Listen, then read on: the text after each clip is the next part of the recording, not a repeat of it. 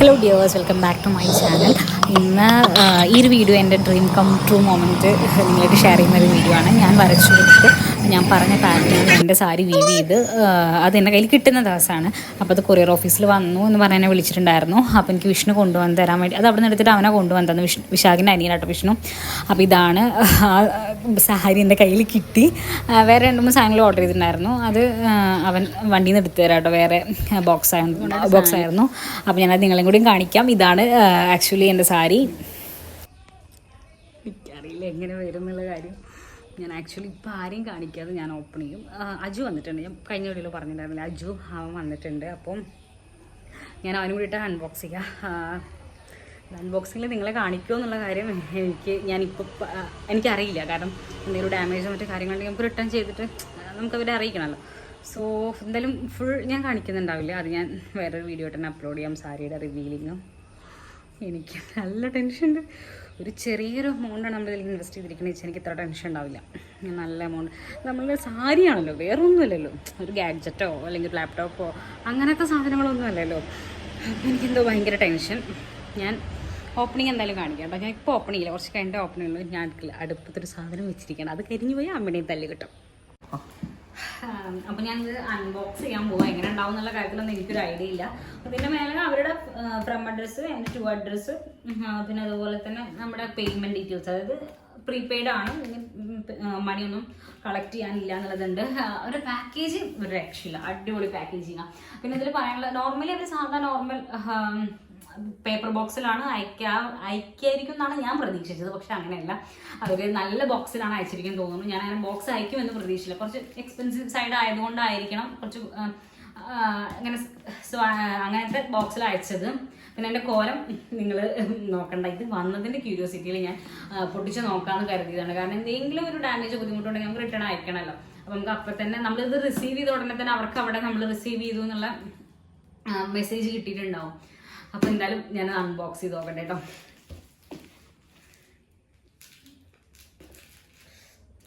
അയ്യോ, എനിക്ക് നല്ല ടെൻഷൻ കിട്ടാ. യെസ്, ഞാൻ പറഞ്ഞല്ലേ അവർ നല്ല അടിപൊളി ബോക്സിലാണ് ഇത് പാക്ക് ചെയ്ത് അയച്ചിട്ടുള്ളത്. എനിക്ക് ടെൻഷൻ ഉണ്ടെങ്കിലും എൻ്റെ കോൺഫിഡൻസിൻ്റെ പ്രശ്നമൊന്നുമില്ല. ഞാൻ വിചാരിച്ച സാധനം വിചാരിച്ച ക്വാളിറ്റി തന്നെ ആയിരിക്കും എന്ന് തന്നെയാണ് എൻ്റെ ഒരു പ്രതീക്ഷ.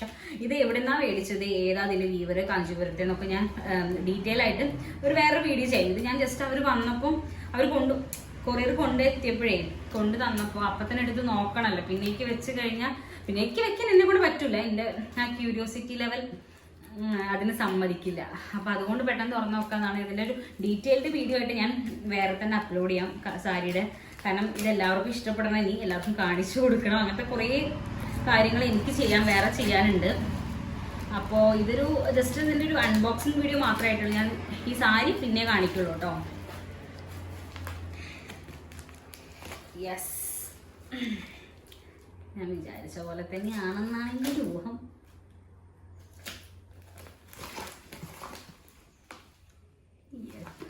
ആണെന്ന് തോന്നുന്നു. ആകെ ടെൻഷൻ.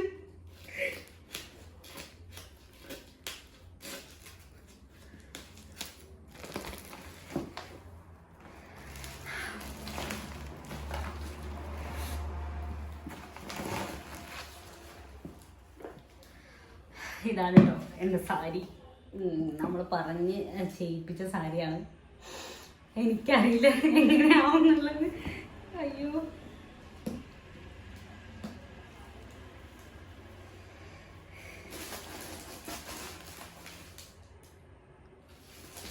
ഞാൻ വിചാരിച്ച പോലെ തന്നെയാണ് സാരി. അയ്യോ, ഞാൻ കാണിച്ചു തരാം. അതിൽ ഞാൻ സാരിയുടെ ഡീറ്റെയിൽസ് കൂടുതൽ വിശദാംശങ്ങളിലേക്ക് പോകുന്നില്ല.